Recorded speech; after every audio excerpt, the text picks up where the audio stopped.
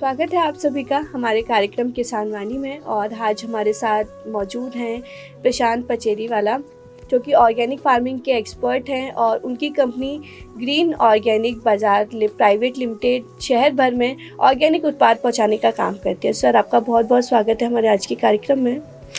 धन्यवाद राखी, और ब्रिजवानी को भी दिल से धन्यवाद देता हूं कि जैविक खेती के ऊपर एक सोच उनकी डेवलप हुई और किसानों को जागरूक करने के संबंधित उन्होंने सोचा और कृषि क्षेत्र में कुछ एक ऐसे कार्यक्रम की शुरुआत की जिससे किसानों को भी लाभ मिल सकता है और हमें भी स्वास्थ्य लाभ मिल सकता है, शहर में रहने वाले लोगों को भी जिसका स्वास्थ्य लाभ मिल सकता है।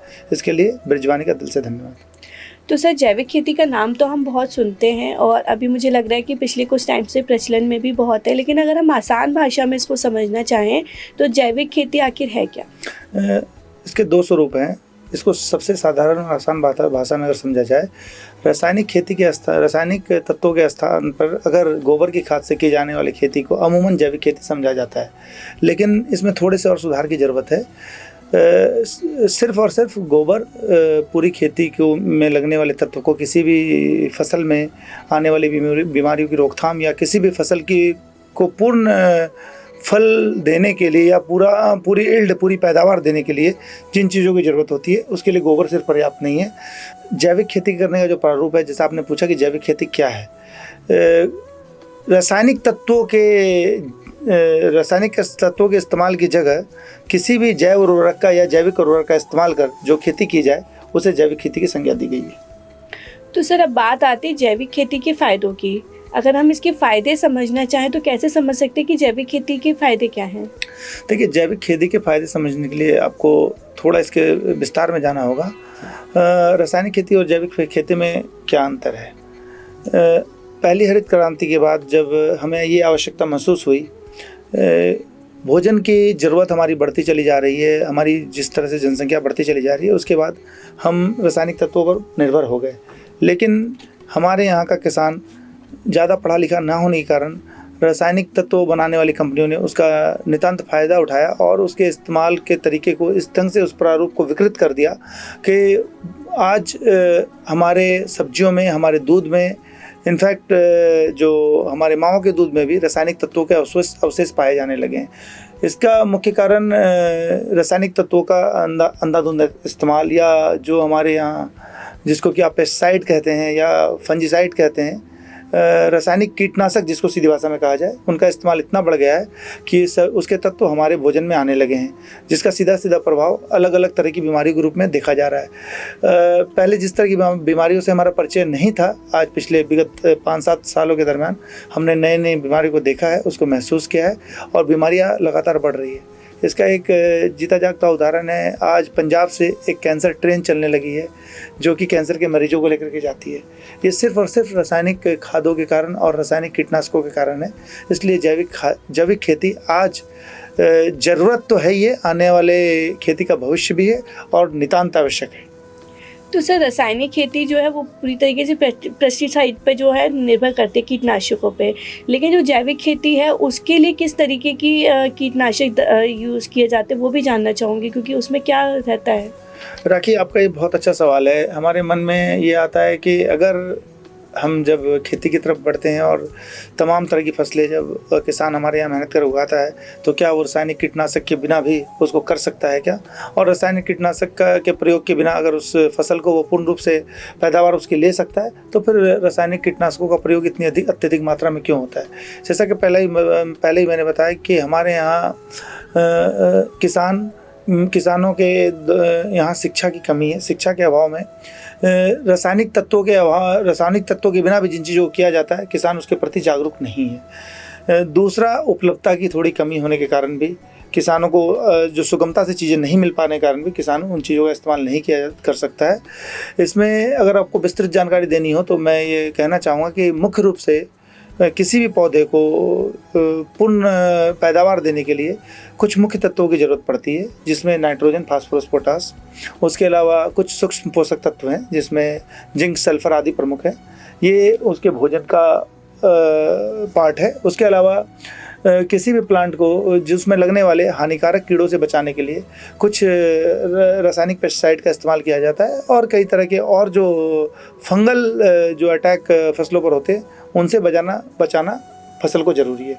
इसकी अगर पूरी जानकारी किसानों को हो जाए और उसका इस्तेमाल कैसे करना है, तो या तो वो रासायनिक तत्वों के द्वारा इससे रोकथाम कर ले, या आज बाज़ार में भी मौजूद है जैव उर्वरक या जैविक उर्वरक, जिसके द्वारा किसान आसानी से अपने पौधों को संपूर्ण भोजन तो पहुंचा ही सकता है, साथ साथ रासायनिक कीटनाशकों साथ के साथ कीटनाशक और किसी भी फंगस अटैक से बचा सकता है। जैसे आपके आगरा शहर में हम बात करें तो आगरा शहर की एक company inventive seeds private limited ISP के नाम से जानी जाती है, जिनके 2 मुख्य उत्पाद जिसमें बर्मी बिजार्ड और प्रोम बिजार्ड, जो पौधों के पूर्ण भोजन को सुनिश्चित करता है। अगर ये 2 उत्पाद किसान इस्तेमाल करना चालू करे तो उसको पूर्ण रूप से भोजन मिलेगा। और आने वाले एपिसोड्स में मैं, अगर आप चाहें तो मैं क्रॉप वाइज फसल के विवरण के अनुसार उसमें लगने वाले रोग, उसके निदान, उनके रासायनिक निदान और जैविक निदान के बारे में भी आपके श्रोताओं को अवगत कराऊंगा, जिससे कि वो ब्रिजवाणी के माध्यम से जैविक खेती की तरफ अपना रुझान कर सकें और पूरी जानकारी लेकर अपनी खेती को सफलतापूर्वक जैविक तरीके से करके पूर्ण उत्पादन ले सकें। जी बिल्कुल सर, हम ज़रूर बात करेंगे। सर आगे आपसे ये भी जानना चाहूँगी, क्या उत्पादन क्षमता कैसी रहती है जैविक खेती की? क्या रासायनिक खेती जो कर रहे हैं और जो जैविक खेती कर रहे हैं, तो दोनों की उत्पादन क्षमता सेम रहती है या अलग अलग है? देखिए, जैसा कि मैंने आपको पहले भी बताया, अगर जिस भी फसल को जितने भोजन की आवश्यकता है उतना भोजन अगर आप पूर्ण रूप में दे सकती हैं तो आपकी खेती में किसी भी तरह की कमी नहीं आएगी, ना पैदावार में ना किसी और चीज़ में। इसके अलावा एक और चीज़ है, जैविक खेती से उत्पादित उत्पाद स्वाद के दृष्टिकोण से ज़्यादा अच्छा होगा, उसकी सेल्फ लाइफ बहुत ज़्यादा होती है, उसकी कीपिंग क्वालिटी बहुत अच्छी होती है और उसमें किसी भी तरह का रोग आने की संभावनाएँ भी कम हो जाती है। इसलिए रासायनिक कीटनाशकों का उपयोग भी उसमें कम होता है। इसलिए जैविक खेती को बहुत आसानी से किया जा सकता है, बशर्ते उसको पूर्ण रूप से समझा जाए कि उसमें किस फसल में कितनी मात्रा में भोजन की आवश्यकता है, और उस भोजन को रासायनिक रूप में ना देकर आप जैविक रूप या जैव उर्वरक के रूप में भी दिया जा सकता है। तो सर हम जो जैविक खेती कर रहे हैं तो इसके लिए जो हम कीटनाशकों का इस्तेमाल जो कर रहे हैं, तो क्या हम घर में भी कुछ चीज़ें बना के उससे भी हम कर सकते हैं कि अपनी खेती का बचाव? राखी, आपने सबसे पहला ये पूछा कि अगर हम जैविक खेती कर रहे हैं तो उसमें कीटनाशकों का इस्तेमाल कर रहे हैं। कीटनाशक एक ऐसा शब्द है जो नकारात्मक शब्द है। कीटनाशक सबसे हमारा तात्पर्य हमेशा रासायनिक से ही आता है। तो जैविक खेती करने वाले कीटनाशकों का इस्तेमाल करने की जगह जैविक कीटनाशकों का इस्तेमाल करते हैं। उसमें बहुत सारे उत्पाद हमारे घर में जो चीज़ें हैं, हमारे जो अवशेष हैं, हमारे जो उत्पाद हैं, हमारे जो बायो वेस्ट हैं, उनसे बहुत सारी चीज़ें तैयार की जा सकती है। उनकी जानकारी की आवश्यकता है किसानों को। अगर वो पूर्ण जानकारी समुचित तरीके से हमें मिल जाए, जैसे बहुत अच्छा फंजीसाइड तैयार किया जा सकता है। हमारे घर में जो बचने वाले जो छाछ है, जो मट्ठा जिसको कहा जाता है, उससे एक बहुत अच्छा फंजीसाइड तैयार किया जा सकता है जिसकी रोग प्रतिरोधक क्षमता बहुत अधिक है। उसके अलावा गौमूत्र से बहुत सारे उत्पाद तैयार किए जा सकते हैं। किसानों को अगर बृहत रूप में इसकी खेती करनी हो और तरीके से हर तरह के आपके जैविक उत्पाद तैयार किए जा सकते हैं। इसके अतिरिक्त जैव उर्वरक के रूप में कई सारे बायो पेस्टिसाइड और बायो फंजीसाइड भी मार्केट में आज मौजूद है, जिसमें ट्राइकोडर्मा, बिवेरिया विशियाना, आपके मेटाराइजम और तमाम तरह के जैव उर्वरक मार्केट में मौजूद है। उससे भी किसान उसके बारे में संपूर्ण जानकारी लेकर उसकी खेती कर सकता है। आपको मैं अगले चरण में, जब आप इसी क्रम में जब आप मुझसे सवाल अगला करेंगी और अगले एपिसोड में आपको पूरे क्रमवार तरीके से बताऊंगा कि कौन सा उत्पाद किस फसल में किस रोग से बचाता है। जी सर, तो सर आगे ये भी जानना चाहेंगे कि जो जैविक खेती है वो रासायनिक खेती के कंपैरिजन में महंगी रहती है? पिछले कई दशक से हमारे किसान रासायनिक खेती पर निर्भर है। किसानों को एक आसान प्रक्रिया मिल चुकी है और जिससे कि वो अपनी खेती को रासायनिक तत्वों के अंधाधुंध इस्तेमाल के बाद अपनी खेती को पूर्ण रूप से उसकी पैदावार ले पा रहे हैं, और उसका बुरा असर देखने को तो मिल ही रहा है। साथ साथ उनकी लागत भी बहुत ज़्यादा बढ़ चुकी है, क्योंकि ज़मीन का एक स्वरूप है, हमारी मिट्टी का एक स्वरूप है कि जैसे जैसे हम रासायनिक तत्वों की मात्रा को उसमें डालते हैं, उसकी भूख उसकी बढ़ती चली जाती है और उस तत्व को हमें ज़्यादा से ज़्यादा अत्यधिक मात्रा में डालना पड़ता है। जबकि जैविक खेती बिल्कुल इसके विपरीत है। जैविक खेती एक इकोसिस्टम्स को डेवलप करने के साथ साथ सॉइल में भी और इन्वायरमेंट में भी एक इकोसिस्टम को इस तरीके से डेवलप करता है जो कि कुदरत ने हमें स्वतः दी है। तो जैविक खेती में जैविक तत्वों का इस्तेमाल समय समय कम होने लगता है, जबकि रासायनिक खेती में रासायनिक खादों का और तत्वों का इस्तेमाल बढ़ता चला जाता है। तो उससे काफ़ी कम लागत में जैविक खेती की जा सकती है, लेकिन शुरुआती चैलेंजेस के दौर में रासायनिक खेती से जैविक खेती थोड़ी सी महंगी पड़ेगी। जब तक किसान उसको समझ पाएगा, समझने में जो आपका थोड़ा सा समय व्यतीत होगा, उसके बाद जैविक खेती उससे काफ़ी सस्ती पड़ेगी और काफ़ी आसान भी होगी। जी, बहुत बहुत धन्यवाद सर। अब आगे हम बात करते हैं शहर में जो लोग आजकल किचन गार्डन अपना घर में बनाते हैं, तो क्या वहाँ पर भी हम जैविक खेती को अपना सकते हैं? राखी, बहुत अच्छी बात की है आपने। आज कोरोना के दौर से गुजरने के बाद हमने देखा है शहर में लोगों का कृषि के प्रति रुझान बहुत बढ़ गया है। और आपने जैसा पूछा कि क्या घरों में जैविक खेती की जा सकती है, तो ये रुझान बढ़ने का मुख्य कारण यही है कि लोग अपने घरों में जैविक खेती ही करना चाहते हैं। जो घरेलू रूप से जो खेती करना चाहते हैं, जिसको किचन गार्डन की संज्ञा दी गई है, उनमें लोगों का परिचय रासायनिक खादों से अब तक बहुत न्यूनतम रूप से वो रासायनिक खादों को जानते हैं, न्यूनतम रूप से वो जैविक खादों को जानते हैं। तो आपके लिए बहुत आसान होगा अगर खेती का शहरीकरण होना शुरू हो और अगर शहरों में खेती की व्यवस्था लोग उसको अपनाना चाहें, जैसा कि देखने में आ रहा है कि काफ़ी लोग किचन गार्डन की तरफ आकर्षित हो रहे हैं, तो घरों की खेती में जैविक खेती करना और ज़्यादा आसान है, क्योंकि उनको इस तरह की कोई आदत का सामना नहीं करना पड़ेगा जैसा कि किसानों को पिछले कुछ दशक से रासायनिक खादों की या रासायनिक कीटनाशकों की आदतें पड़ चुकी है। तो आप घरों में आपको जैविक खेती कराना और ज़्यादा आसान होगा। प्रशांत जी, आगे आपसे ये भी जानना चाहूँगी कि जो किचन गार्डन है उसके लिए हम कितना एरिया हमारे पास होना चाहिए? कई बार हम ये भी देखते हैं कि लोग अपनी बालकनी में भी बना लेते हैं, किसी के पास स्पेस है, किसी के पास नहीं है, तो उसके लिए भी जानकारी चाहूँगी।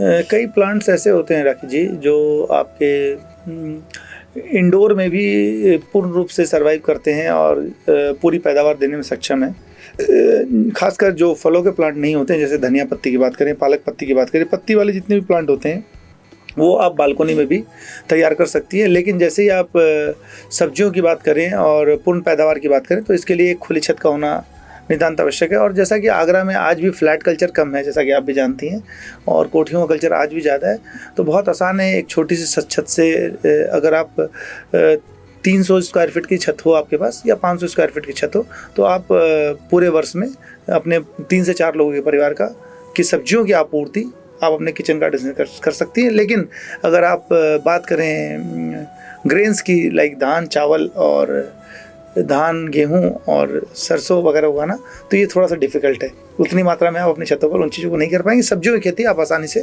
अपनी छतों पर कर सकती हैं। तो सर, जो ऑर्गेनिक खेती के लिए जो हमें चीज़ों की ज़रूरत पड़ती है, लाइक जैसे हम किसी डब्बे में या किसी पॉट में उगा रहे हैं, या हम छत की सतह पर डायरेक्ट मिट्टी बिछा के, किस तरीके से वो करा जाता है? अमूमन हमारे यहाँ जो छतें तैयार की गई है उन पर उस तरह का कोई भी ट्रीटमेंट नहीं किया गया है जिस पर कि आप सीधी मिट्टी बिछा के खेती कर लें। कुछ दिनों में आपकी छतें खराब होने लगेगी।